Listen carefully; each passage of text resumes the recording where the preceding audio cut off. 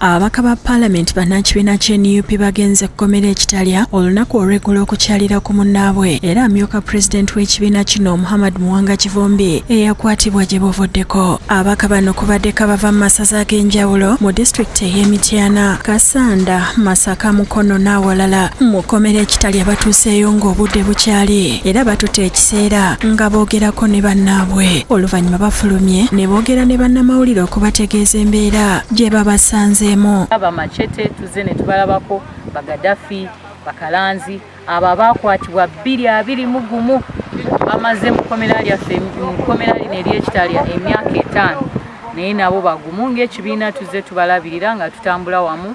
Nkimanyi nti ffenna tetuli safe naye tujja kusigala nga tuyimiridde. Mwami Muwanga Kivumbi yakwatibwa n'aleetebwa wano.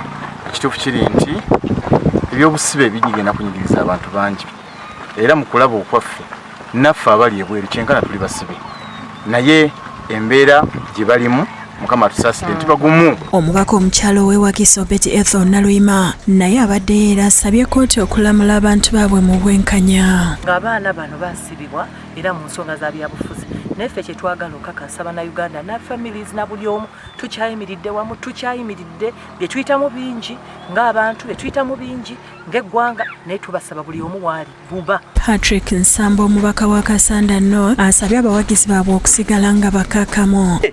Bannabyabufuzi abantu abawambiddwa bangi bali mu makomera tetulina bana ku establishinga namba ab'NUP. Luka Kajiri yakusakidde ekulire lino ku Bukedde TV.